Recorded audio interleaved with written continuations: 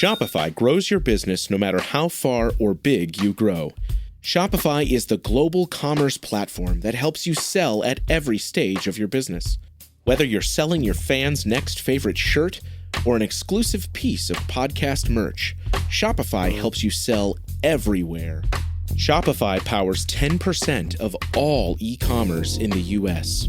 Allbirds, Rothy's, Brooklinen, and millions of other entrepreneurs of every size across 175 countries. Plus, Shopify's award-winning help is there to support your success every step of the way. Because businesses that grow, grow with Shopify. Sign up for a $1 per month trial period at shopify.com/income, all lowercase. Go to shopify.com/income now to grow your business, no matter what stage you're in.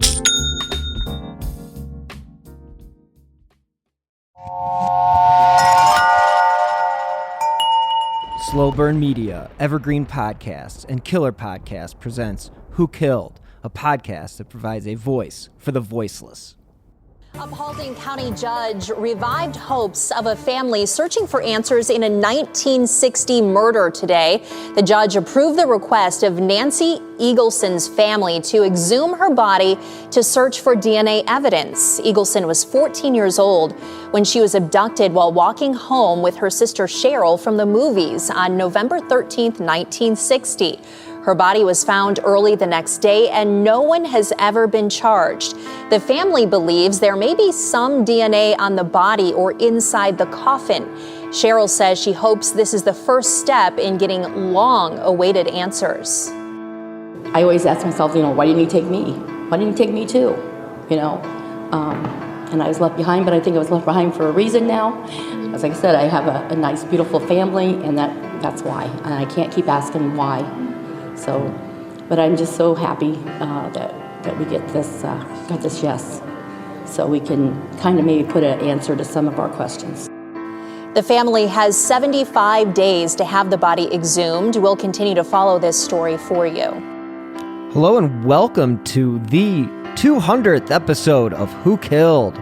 I am your host, Bill Huffman, and this is a Slow Burn Media, Evergreen Podcasts, and Killer Podcast production. This week we will be concluding my episode with Nick about the Nancy Eagleson case and the Porchlight project that he's been involved with in getting the exhumation of her body potentially in October for new DNA evidence. So join me as we wrap up our conversation for episode 200. Thank you so much to everyone who has helped me get to this point. I wouldn't be here without the listeners first and foremost, but to my mentor Nick, thank you very much. Captain, you've been very helpful as well, and to all the people in my life that have put up with all my talk about serial killers and true crime, apologies. But join me for this monumental episode and the conclusion to the Nancy Eagleson case. Enjoy. And the great debate inside of that small town is you got about 50% of the population that say, you know what, this was a local. We think it was, not only do we think it was a local, we got a handful of people that we're a little suspicious of that we think killed Nancy Eagleson and managed to get away with it for all these years. Then you talk to the other half of the town. Had to be somebody from out of town. Had to be somebody that was either just driving through or trolling in the area, and nobody from Paulding would have done this. Or a great argument for it being somebody outside of the area is Sheryl would have been able to identify a person if she knew him at some point in her life. This was 62 years ago. Yeah. Sheryl still lives in Paulding. She's a big part of the community there. And so this is one of those cases that's super intriguing on that level. But again, I'm telling you, man, there is reason to believe both. Through the course of my investigation and through the course of putting together a story for True Crime Garage on this case, I caught myself falling on both sides of that fence over and over again. I can see plenty of reasons why it may have been a local. I could see plenty of reasons why it may have been some type of serial offender. There were a couple of guys, some really bad dudes that were roaming in that general area, in that general time frame, that appear to be abducting females at random and assaulting them, and some of them ending up dead. There are at least two that come to mind. But what was interesting, Bill, was that we get the polling, right? And so Porchlight goes out there first. This just to interview the family and to interview the sheriff's department, collecting information for a story that we can again. Our only idea at the time was to put renewed media interest and bring it back into the media and put a little spotlight on this case. That was really the only good that we thought we could do at the time.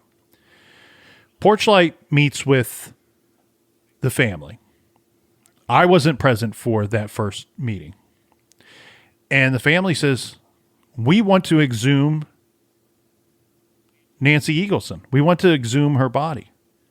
We believe that there's evidence that can be found that we can do with today's technology that we couldn't do with 1960 technology that could help solve her case. And of course, Porchlight agreed, right? We've seen it work in several cases. Mm-hmm. What's the probability on it? I hate to speculate. There's days that I feel like it's a shot in the dark. There's days that I feel like that I'm very confident that we're going to find something. But at the time, that's not the discussion. At the time the discussion is Porchlight saying, do we get involved in this? And this is the help that they want.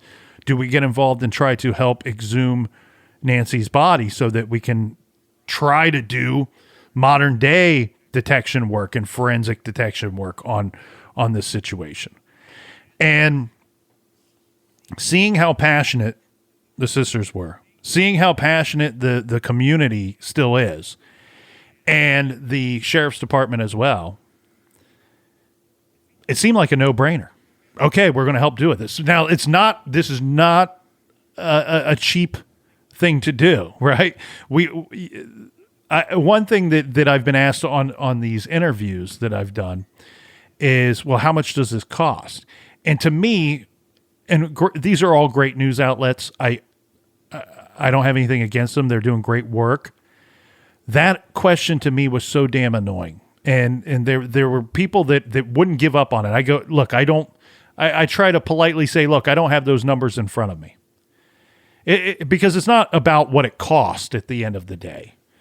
It's how do we raise those funds and how do we appropriate them to get this work done and to help the family and help potentially solve this case. What also makes it sound like it could, if you did answer that question with a specific number, then they could turn around and they could be like, well, they're not willing to spend this much money on this, to solve a 62-year-old case. They could spin it any way they want to in a negative way. Right. And no, you're better off to just do what you're doing and keep that close to the vest, because again, at the end of the day, they're just looking for another angle. And if the angle is, it's so-and-so amount of money to exhume a body to get DNA, then, well, how come they can't afford it in their budget or whatever? And that's where I think that is line of questioning is going. You're exactly right. I believe that to be the case. I also wondered, too, if somebody were to put in an exact dollar amount on it. Look, there were several fundraisers that took place to raise money for this initiative. And I didn't want anybody to come out and try to do some gotcha journalism where they're saying, oh, Nick from True Crime Garage, who's also on the board of Porchlight, said it was going to be $9,000, and yet the fundraisers raised $10,000. Well, where did that extra $1,000 go? I didn't want to sit here having that discussion, because here's the deal, people. When we talk about Porchlight, we are fundraising for every case that we can get involved in, not just Nancy's case. But right now we're working very diligently on Nancy's case. So any money that we raise, if you tell us that it's specifically for Nancy's case, boom, it goes straight to her case. Just a general donation that doesn't state, hey, send this to the Nancy case, we're going to use it for Nancy's case, and if there's any leftover money, it will go to the next case that we pick up. It's not going in anybody's pockets from Porchlight. I promise you that. I've been to the meetings. I've not even been refunded for parking yet. So that's something we don't have to worry about. The other thing, too, is some of the funds that have been raised, and a good amount of the funds that have been raised for Nancy's exhumation and the lab work and the genealogy detection work that's going to have to be done in this case, have been raised by Nancy's family. God bless them. They've been out working this thing and raising some money as well. And so when we try to put a dollar amount on something, I've had to remind the reporters it's very difficult to do so. So I can tell you roughly what the exhumation will cost. The problem is we do not know what we're going to find. And what we find will determine on how much other endeavors will cost, right? If we exhume the body and there's nothing there to test, then that's the end of it. That's the end of the cost. That's the end of the efforts. If we get in there and there's a plethora of evidence, well, then it could get rather costly because we're going to test every bit of evidence that we find in there. So Porchlight has teamed up with Western Michigan University. I'm sure you probably heard of them. They're I've rather well known. Run a cross-country race there when I ran for OU. Yeah. There you go.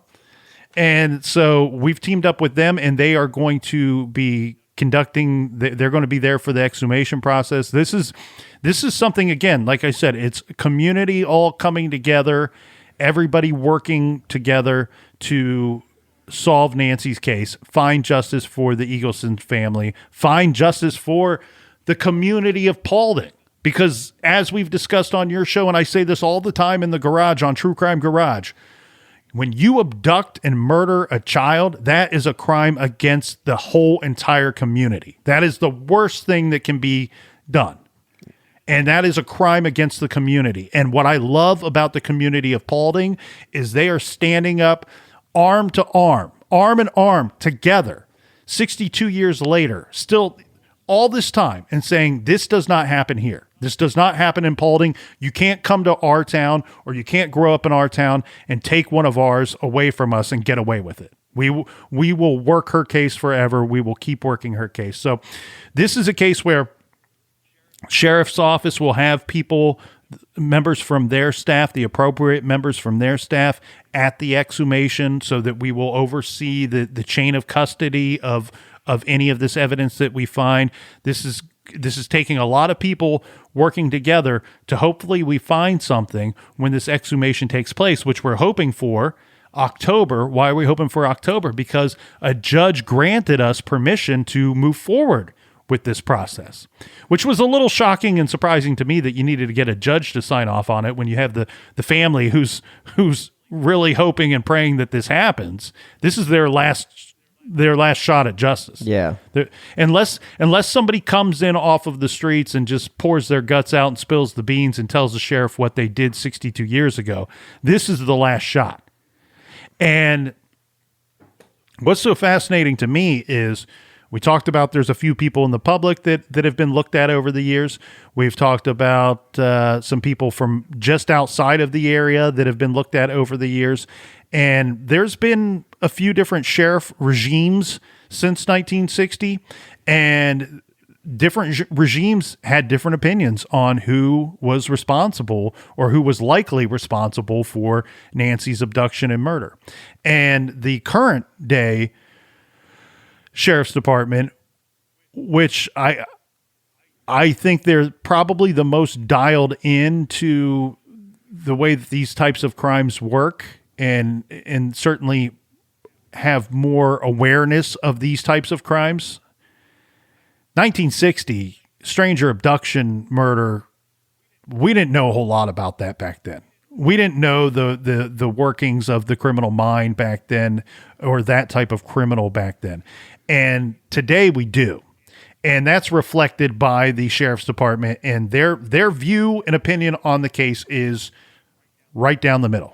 They, like me, see reasons that they can connect a couple locals to this, They, like me, see reasons that they could connect a couple of serial offenders from just outside of the area that were operating at that time to this. So there are some likely suspects, but like in Barbie Blatnick's case, we could find evidence that points us to somebody that's name never appeared in the case file at all. We don't know what we're going to find. You don't know what you're going to find until you start shaking those trees and see what falls out, or start turning over those rocks and see what's underneath them. I'd be remiss if I didn't ask you about something you brought up a few minutes ago, and that was when we first started talking about the possibility of it being somebody who was either, coming in from out of town and committing this crime, or being a local. And you had mentioned that there were multiple serial offenders within that northwestern Ohio area. Like, who exactly are you referring to? I mean, have these people been caught, or have these people, been involved with other cases? What's the deal with those guys?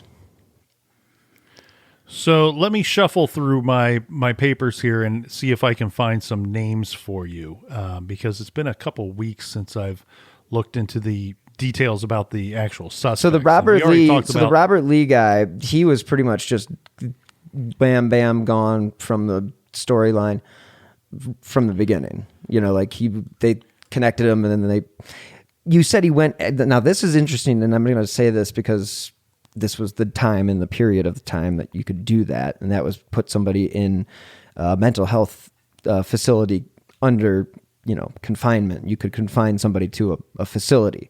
So, if this particular character was involved, possibly him going back into a hospital could have possibly protected him from being questioned any further about, or it could have been one of those like Elliot Ness type handshake deals that sort of ended the Torso Killer's reign. But anyway, that's Stovall's he's difficult. He's a really big difficult part of this story, right? Because who knows? Is it possible that he is responsible for one or both of these? It is possible. We don't know what made them move on from him. It's not clear. It wasn't really reported in the papers. And as far as I could find, and I couldn't find anything in, I was allowed to review portions of Nancy's case file,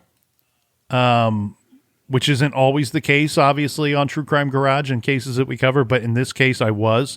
And so I was privy to some information that the general public has not been privy to over the years. I couldn't find anything in anything that I reviewed that is public or private that told me exactly why they moved on from Stovall. Now, part of that, at least in, basing this off of other cases that I've reviewed over the years, my speculation on why Stovall may be no longer in consideration, or more importantly, I think we say further down the line, you prioritize suspects, and I would put the priority level on Stovall probably pretty high in Gloria's case, in the Illinois case.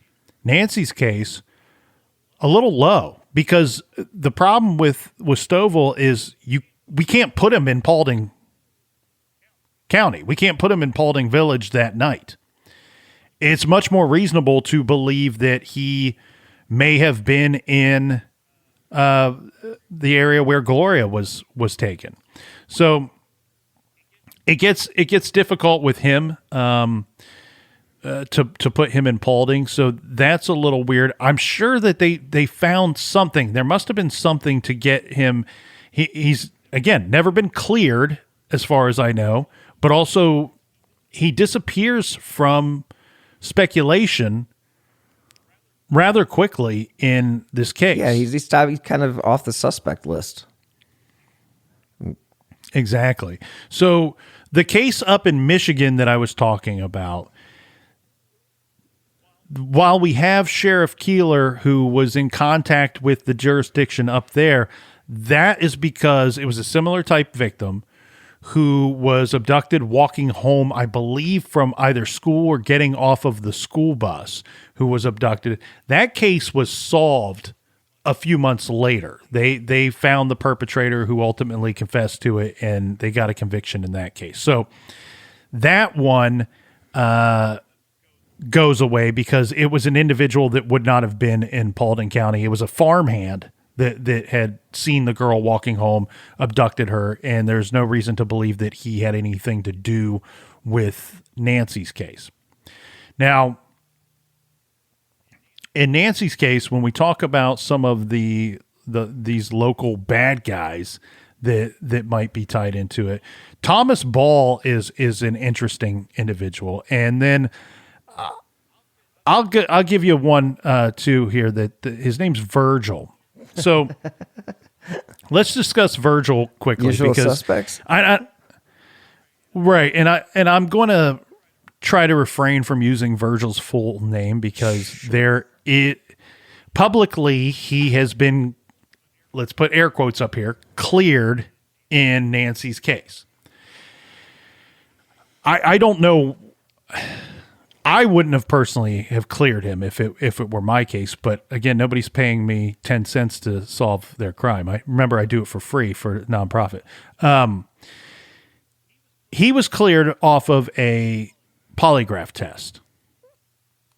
So Virgil, he owns the restaurant that the girl stopped off at to have sodas. And what happens here with him is, this is weeks after the crime. So the whole town is abuzz about this murder, right? And really, the longer that they don't have any suspects, the more suspicious all the people in town are getting. We've all seen the movie Frankenstein where the villagers all band together and they got torches and they go looking for the monster. That's kind of what's happening here on some level in Paulding, right? So Virgil starts hearing these rumors that a local businessman is the person that's responsible for killing Nancy Eagleson. And he realizes a couple days later that those rumors about town are about him. He's the businessman that people were talking about, that he's the suspect, the public suspect number one here. And that is because there was some blood that was found in his vehicle around the same time that Nancy was killed. How did they come across finding this? I believe somebody reported it. Somebody that knew Virgil reported it. You know, this was, again, community. Anybody that saw anything suspicious at all, they were calling in tips left and right. Right. So Virgil says he's got an explanation for why there would be blood in the back seat of his vehicle. Some people will tell you that's because maybe he killed Nancy Eagleson in the back seat of that vehicle. Virgil will tell you it's because he was transporting meat to his restaurant, which also makes sense and probably was something that he did fairly regularly, I would guess. And that he got blood from the meat on the seat there. Now, 1960, I'm guessing the technology would be fine to have done so, but the vehicle was cleaned before it could be tested or looked at by the sheriff's department. Really? Which sounds suspicious, right? But if I had blood on my seat from transporting meat, I would clean it too. Like, right? Like, I mean, I'm not just going to let it sit there. Well, I'm first of all not going to put myself in a position where blood is going to get onto my seat of my car, but this was 1960. Packaging back then was not that type of, it was probably paper back then. So yeah, I could imagine blood seeping through whatever wrapping that he had. But yes, I would clean that instantly because it would stink and smell like death. And again, we don't know the full set of circumstances here. Was this something that he was regularly used to, cleaning, small amounts of blood from meat out of his vehicle after transportation and transporting this product to his restaurant? Or was this something that was just an accident, or like you said, may have not been packaged properly? There's any set of circumstances. And there probably was vinyl seating back then anyway. I mean, it probably wasn't even cloth. Exactly. And be that as it may, regardless of the circumstances, well, enough people in the town believe that he probably killed Nancy Eagleson. So there's not just this the suspicion on him. It's to the point where the villagers have already rounded up and banded together, and they've lit the torches, and they've gone looking for the monster. And guess what? Virgil is their monster. And he catches wind of this.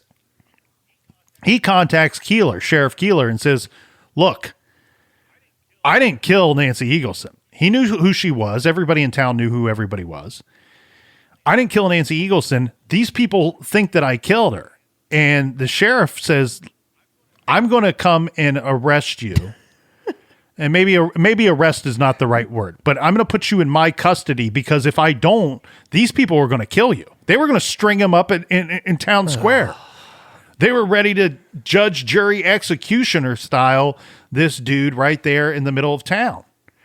And so Sheriff Keeler says, I have to come and pick you up, because if I don't get to you first, if they get to you first, they're going to kill you.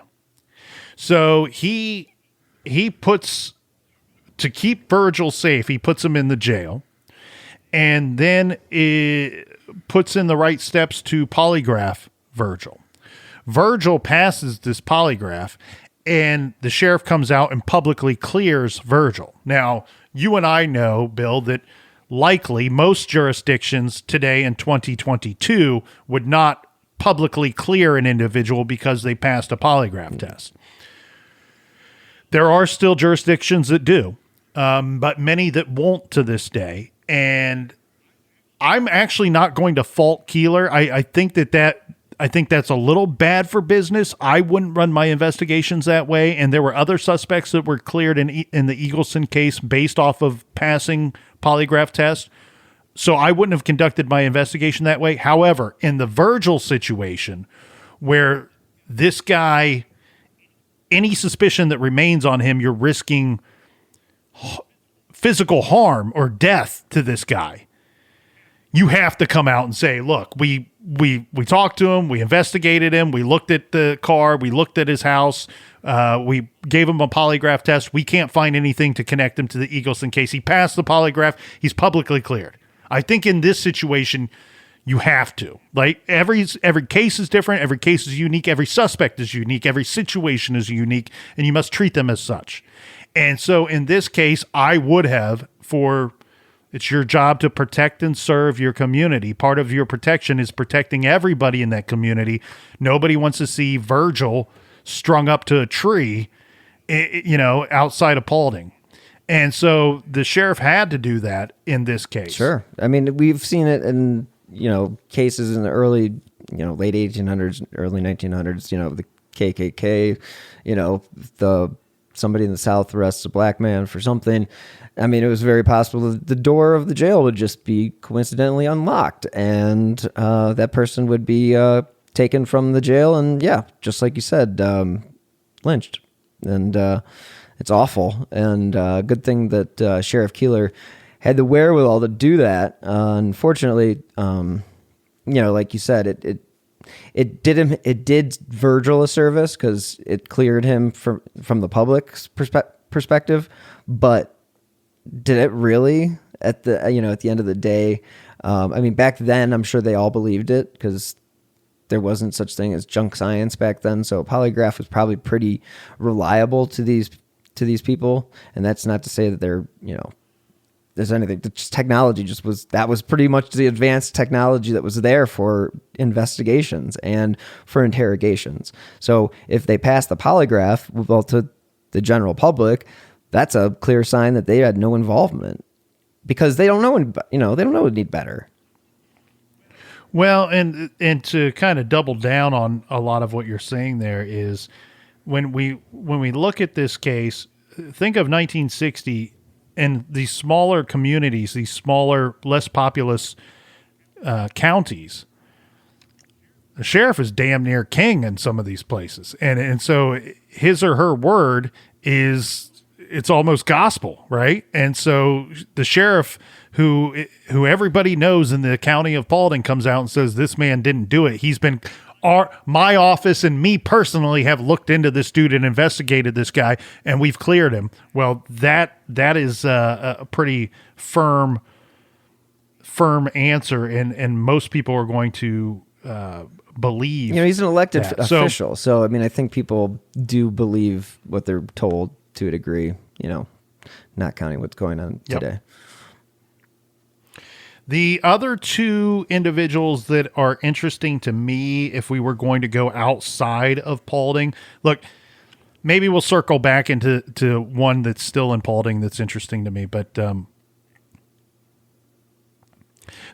well, I'll tell you what, let's just we'll just briefly discuss this here, because I don't feel comfortable going into too much detail on somebody information with somebody that could be perfectly innocent.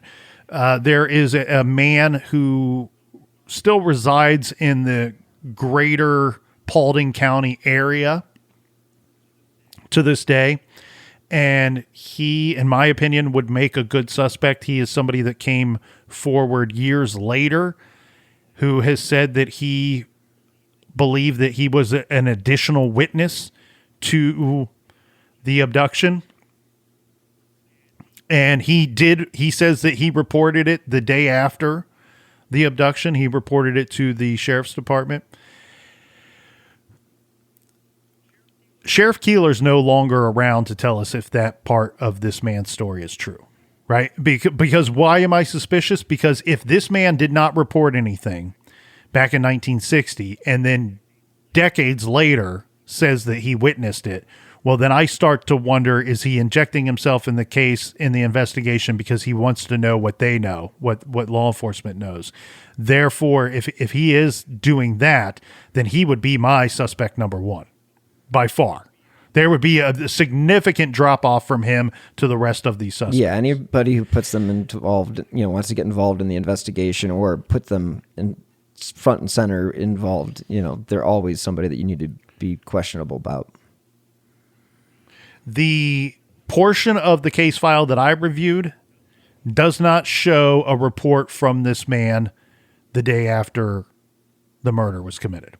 That doesn't mean that it didn't exist. Again, we have missing physical evidence in this case, so that means it's not impossible that a single piece of paper report is missing from the file, and I've not seen the entire file, so it could still be in there.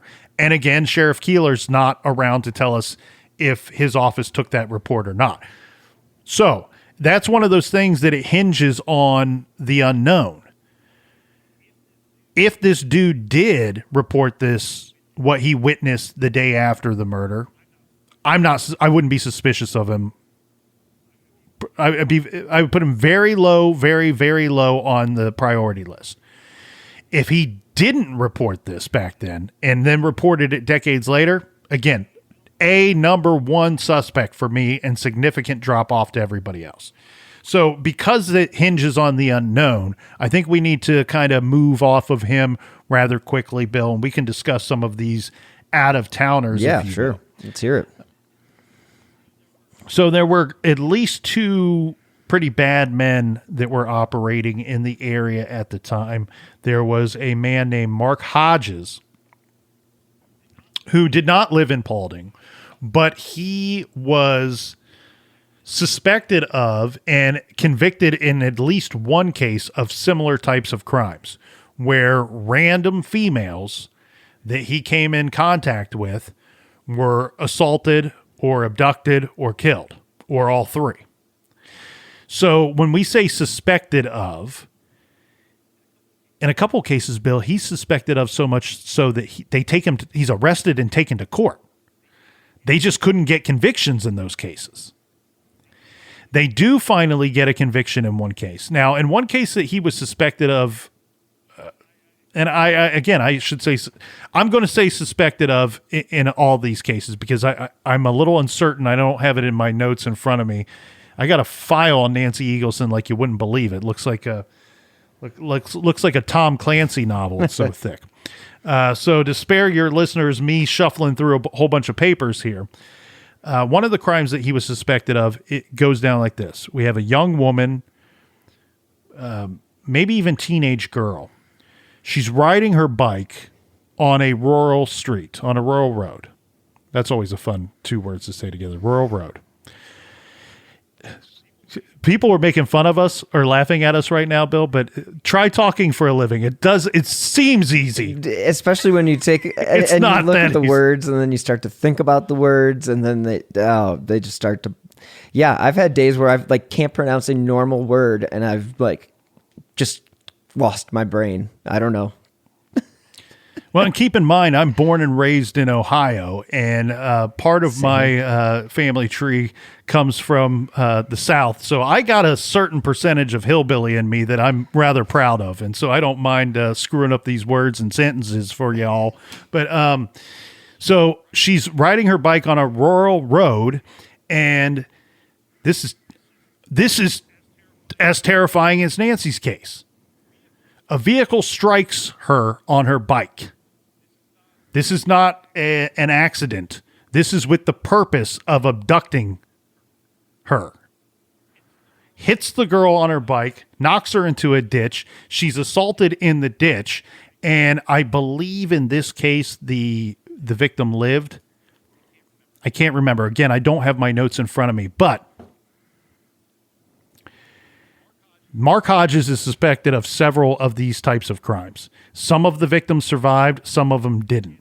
And again, they get convictions in some of his cases and acquittals in some of the cases. But he finds himself in court a lot. And you know what? Sometimes when there's smoke, there's fire. But guess what? Almost always when there's a lot of smoke, there is fire, my friend. And I believe Mark Hodges is probably guilty of a lot of crimes that we are unaware of, that he's never been connected to. This type, to me, he reminds me of a Kenneth McDuff or, any one of these serial killers that you think of that are trolling around just looking for random opportunities to abduct and kill. That's what I believe Mark Hodges was up to. Now, how many times he was successful, I don't know. I cannot say with any level of certainty how successful he was in what he was attempting to do. But state of Ohio considers him to be a bad man. Nick from True Crime Garage believes him to be a horrible man. And the Paulding County Sheriff's Department believes him to be a terrible man as well. In fact, Sheriff Keeler has said that he believed that Mark Hodges killed Nancy Eagleson. Now, how much was he basing that off of evidence? I don't know. Was it just a gut feeling because he sees this guy that's committing similar acts in the greater area? That's probably the case. Does he fit the suspect composite? Somewhat.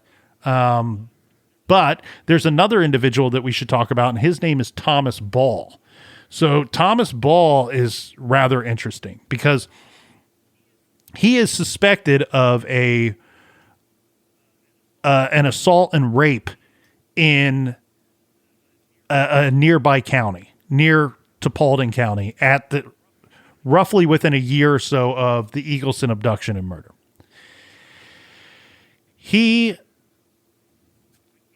I can't remember I don't believe he was ever tried for that. If he was tried, he was either acquitted or didn't spend much time in prison because he finds himself up in Michigan not terribly long after this. And in Michigan, he stabs to death a woman that he brought into his motel room one night.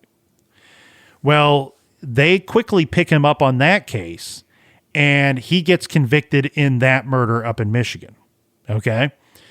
Well, he's locked up for several years, and he manages to escape from the authorities in that institute in Michigan. He lives 30 years on the lam down in Tennessee under an assumed name. and he gets picked up down in Tennessee all these years later, and they take him right back to prison in Michigan. Great 30 years in the Lamb. He looks to me like the profile suspect composite sketch. He looks very much like the suspect composite sketch to me, the profile picture anyway. To be honest with you, Bill, one thing that's crazy about this case too, you look at the composite sketch and then you look at the profile composite sketch in this case. To me, they actually look like different people. Like I would never put that profile picture with the other picture and go, yeah, that's the same guy. Both based off of Sheryl's?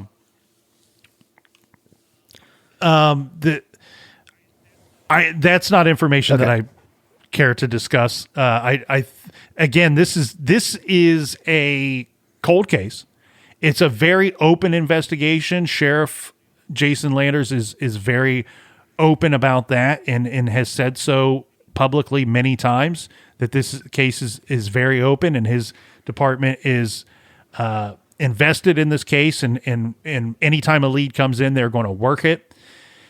But not only is it a cold case, this is a case that is heating up rather quickly because of all the people in the community, all these different organizations coming together, working together on this case, and what could be additional evidence by way of the exhumation that's going to happen.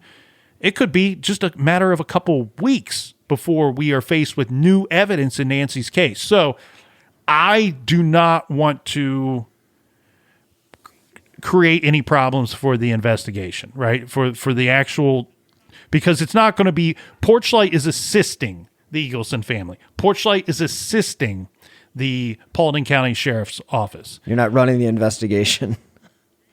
We are not the detectives that will, we are not the guys or the women that will be placing handcuffs on somebody when we have this new evidence. So I do not want to booger up their jobs, right? I'm in the business of making nice with these individuals, not getting in their way.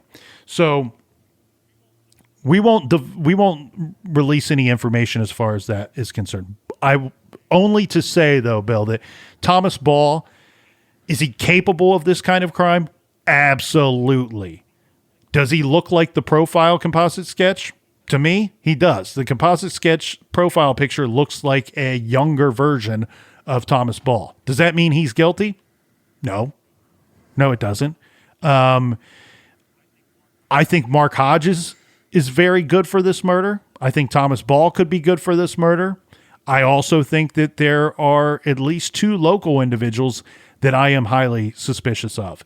And again, one of them still residing in that near the village of Paulding, and the other one in the greater Paulding County area. So there is meat on the bone here in this investigation. There are suspects that are under consideration, and at least 3 of the people that I know to be suspects are still alive. So this is not just a matter of, some dead guy did this, which it could be when we find this evidence, but it also could be, you know what? We found you. We know who you are. We know what you did, even if it was 62 years ago. And the other thing too, it's not inconceivable to believe that Nancy's case is a standalone case, that the perpetrator of this, that it's the only murder or only crime like this that they committed. That's certainly a possibility. Nancy Eagleson's case could also be one of a series of similar types of crimes or murders. That's certainly a possibility as well. But either way, I believe, especially if it was somebody that grew up or lived in Paulding Village or just outside of Paulding Village, I believe somebody out there knows something. I believe somebody knows they saw something that night. They've been told something over the years. Maybe there's a story about a gun. A gun was used in this case. This is one of those cases that, sadly and very frighteningly, it reminds me of some kind of folklore Halloween story. It does have that sort of feel to it. Yes. Teenager walking home in the dark, little sister witnesses the abduction, and God, Perfect. damn, my heart breaks for Perfect Sheryl. example. Can you of what imagine? not- I mean, yeah, what you would not want to happen. I can't imagine Cheryl's position. No, I mean, she was 5 when this happened. you and I, 5. we talk about victims, surviving victims all the time, and our heart breaks for each and every one of them. But then double down on that heartbreak. Can you imagine witnessing and not being able to do anything to stop what is happening? 5. She's 5. She's a little girl. She's a child. Nancy was a child herself at 14, but 5 is, It's like a toddler. I mean, just it breaks my heart because I'm sure Sheryl struggles with some guilt, would be my guess. I'm sure that my other guess would be that I could not imagine the hopelessness that I would feel had I witnessed that as a child and then lived with it for 62 years. So do we want to get this case done and get justice for Nancy Eagleson? Absolutely, 100%. But you know what? Where I stand today, I want to get justice for Sheryl. I want to get Sheryl the answers she deserves. I want her to have some form of closure. You know, you review stories like fairy tales. We're all kind of told these fairy tales, Little Red Riding Hood and such. And, you know, the girl is taken away and the woodsman cuts open the wolf and the little girl reappears and comes back. That's not going to happen in Nancy's case. We solved this case. Doesn't matter. Nancy's not coming back. We're not getting Nancy back. She was taken from her family. She was taken from her life. She was taken from the community of Paulding. We and no one could ever return her to anyone. But what we can do is try to heal some of the scars for the Eagleson family, for her sister Sheryl, for her other sister Meryl, and for the community of Paulding. And I'm hoping and praying that we can do so. Yeah, I do commend you on your service that you've done with Porchlight and your communication with Sheryl, as well as your desire for this case to be solved. And it's also a case that should be solved for the whole entire community because, as you said, it's a case that impacts everybody. And it was 62 years ago. I'm sure they would all like some resolution for it to be solved. And I think that's what you guys have done is amazing. And I think they're kind of at that point where, the exhumation will be the next step. And whatever evidence you're able to, gain from that is where the case will go. I think a lot of the people that you brought up are interesting individuals that could possibly be linked to the case. And you never know. Like you said with the Barbara Blatnick case, the suspect wasn't even on the radar. So we've seen this before. We can only hope that what you guys are doing and with the exhumation that they are able to recover the DNA that you guys are looking for. Right. And Bill, I really thank you for allowing me to come on and talk about Nancy's case on today's episode. And multiple episodes. Thanks you for these 2 episodes that we were able to do together. And and there was a lot of stuff that we didn't get to. We covered the case for about extensively on True Crime you can Garage. go back and listen those are to episodes, that, please. True Crime Garage episodes 607 through 610. So we have about 4 hours of information on the case, which is really in-depth stuff. So if you're intrigued by the Nancy Eagleson case and want to learn more, that's where you go to find that. And also check out the uncovered.com website. They're doing gangbusters work over there. And I'm very happy and privileged to have been able to meet Rachel and some members of her great team over there. And they are fully invested in the Eagleson case as well as many other cases. And one thing that one passion I share with Rachel and some of her team members over there, she is like us, Bill. She's an Ohio person, and so she's passionate about these Ohio cases just as we are. And I got to give a big kudos to you and thank you and tell you that you are awesome, because 200 episodes is not an easy feat, and you have pulled it off and done a great job doing so over the years. And I always enjoy coming on your show, and I also enjoy listening to your show, especially when I'm not Thank on. you, Nick. And I will be 100% upfront and say that you've been my mentor since the beginning of this whole adventure. And, you know, it was always just keep that foot going forward and keep putting one foot in front of the other. And, you know, the next thing you know, it's 100 episodes, 150. And then, wow, I can't even believe it's 200. It's kind of mind boggling. And your help along the way has been really, I mean, priceless. And I owe you more than you could imagine, and I am so thankful for everything. You owe me nothing, my friend. Your friendship is more than enough, and I'm very thankful for your friendship and this connection that we've made over the years. Hey, people out there, follow me on Twitter, TCGNIC. I'm a good follow, I think.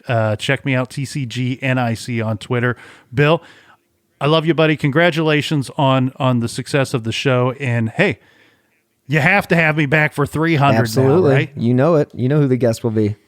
All right, Nick. Thanks so much, man. Appreciate it. Take care. Thank you so much.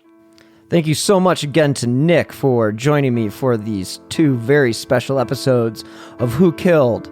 Again, I wouldn't be here without you guys, the listeners, and probably without Nick and the help of the captain, as well as some other players in the true crime world, and you guys know who you are.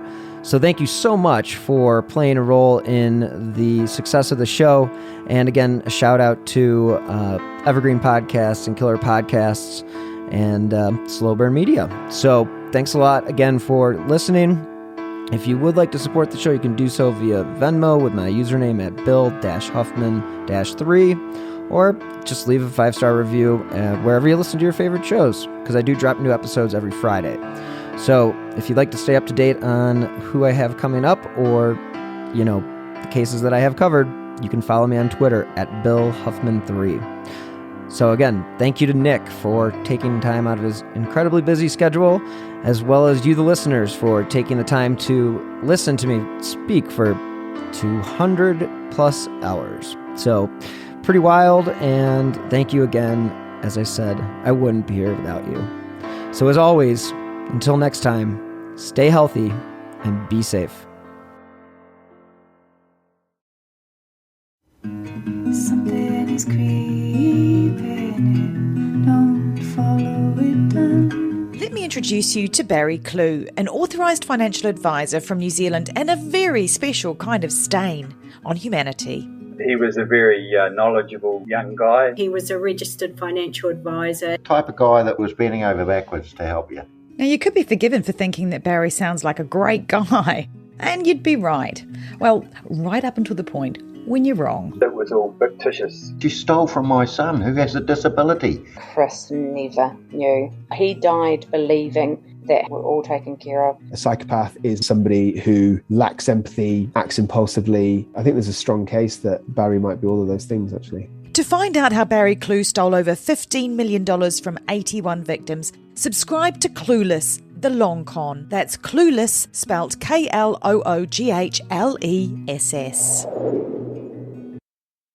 Hey there, it is Ryan Seacrest with you. Do you want to make this summer unforgettable? Join me at Chumba Casino. It's this summer's hottest online destination. They are rolling out the red carpet with an amazing welcome offer just for you. So don't wait. Dive in now and play hundreds of social casino games for free. Your chance to redeem real prizes is just a spin away. Care to join me? Sponsored by Chumba Casino. No purchase necessary. VGW Group. Void where prohibited by law. 18 plus. Terms and conditions apply.